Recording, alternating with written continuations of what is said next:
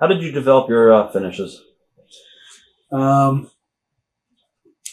I just, you know, I just thought, it's tough because, I mean, everything in wrestling's been done before. And if you can come up with anything that nobody's done before, you should really pat yourself on the back. It's not easy to do. Anytime you see something that you've never seen before, I mean, that's rare. I mean, I've always said, like that simple little thing I did with the figure four on the post as an example. When I thought of that, I said, I was really proud of myself. I thought it was really brilliant in the sense of nobody's thought of it. Right. Nobody's ever done it before. And it's like even the reverse and the sharpshooter. How many times you watch these Japanese wrestlers, but nobody ever thought of reversing it or coming up the counter to it. And it may not mean much in the long and short of the business, but I mean, hey, it's something. Front turnbuckle. I don't know that any wrestler ever did a front turnbuckle until I did it. And if you watch WWF wrestling, you'll never see any wrestler ever hit those stairs until I did. I was the first wrestler, in my knowledge, that ever took the stairs out. And it became now you see everybody bowling the stairs over. And it's it may not mean much, but it's something to be taken by somebody and flung full blast into those big steel steps. And, as you're going into them, you're wondering how you're not going to kill yourself. And then you find a way to do it where you don't hurt yourself. And you go, that was really good. It looks really good. Got a great reaction. And like I say, anytime you can do something that gets a great reaction and it actually doesn't hurt you so badly or injure you, and it's new, that's an achievement. Because there's only a limited, it's a square with the 4 posts and 3 ropes, and it's never going to change. It's been like that since the 40s, I think, or before that.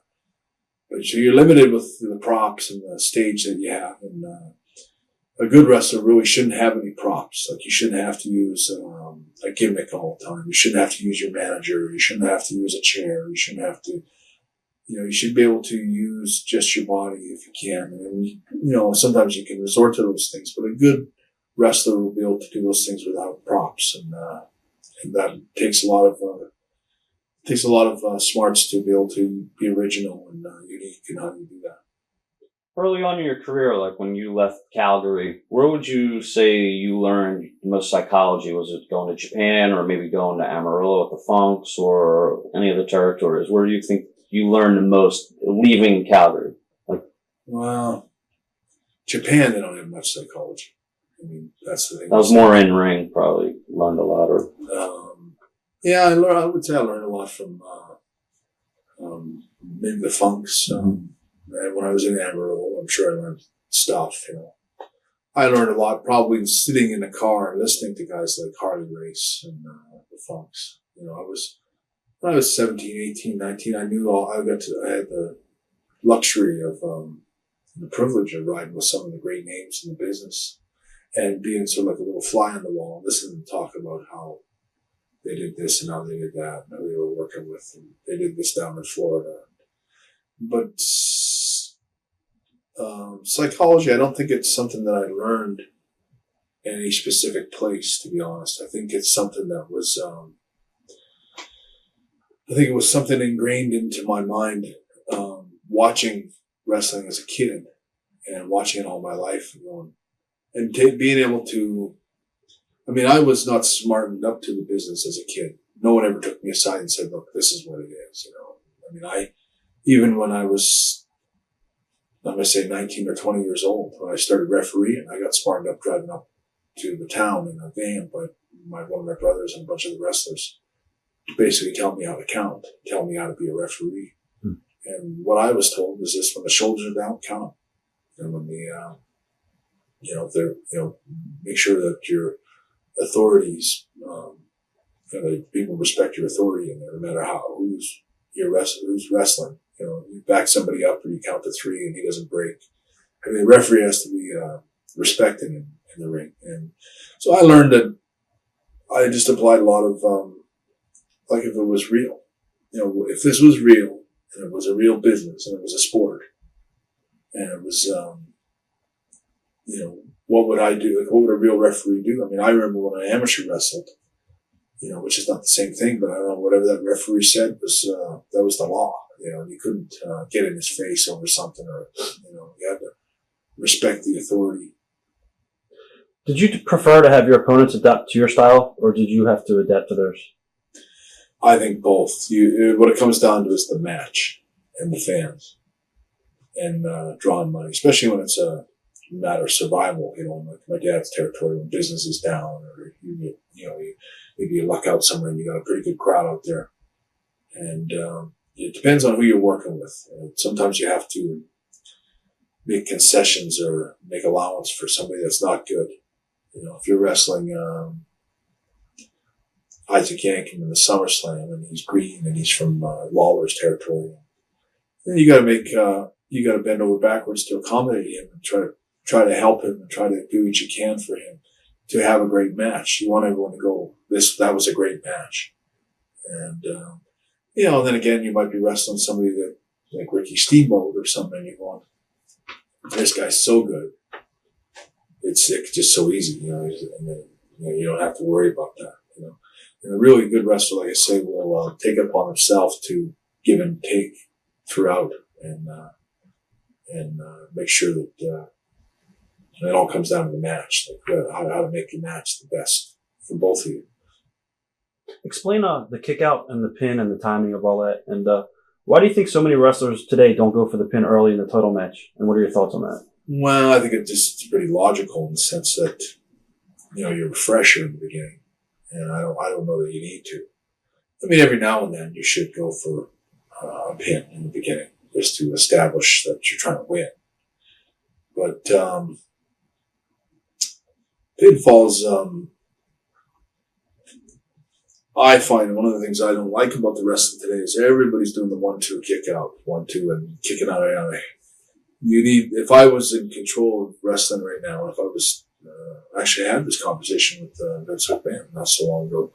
It's the 1-2 kickouts that you gotta get rid of those. You gotta change that and get away from that because there's too many guys doing them. Too many guys that all look the same and they're all going out with the same kind of bodies and doing the same kind of moves and they're all going for that 1-2 kick out, 1-2 kick out, and after a while you're just making it harder for everyone else. In your eyes, do you feel that there's a different approach technically when wrestling on a pay-per-view as compared to a house show back in the WWF? Yeah, I think so, but not much. Depends on where you are, When you're wrestling like I was 300 days a year, you have to be careful. Like everybody pays to get a good show, and you can never shortchange them on that. But I know that if I was wrestling, depending on who I was wrestling, but if I had a chance to cut a few corners without taking anything away from the quality of the match, especially dangerous stuff. Maybe it's, where you can protect yourself and you don't have to jump off the top rope and land on your knees again. But, you're working in a small town or, somewhere where you can make a few adjustments that way. But I'll be honest, I never ever looked past the front row.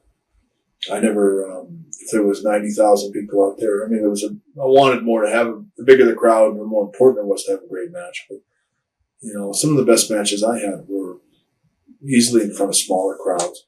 I always just listened to the crowd. If they were really with it, then I gave them everything I had. And if they didn't, if they weren't with it, then I would, take a few steps, take down a few notches because if you're taking you take a front turnbuckle and almost take your head off kind of thing and they don't react, it's like, what, maybe we can just sit in a headlock for a couple of reps. It's not going to make any difference. Give them what they pay for. Give them what they deserve. Right. But a good fan reaction is always what you go by. And the pay-per-views, they're a little more pressure, but I think you have an obligation, I think, as a pro to I always looked at the fact that there's kids out there that have paid to see you, or at least I always thought there's somebody out there paid to see me, not everybody else, but they paid to see me. And I'm not going to shortchange or disappoint those fans. I'm going to give them everything I got.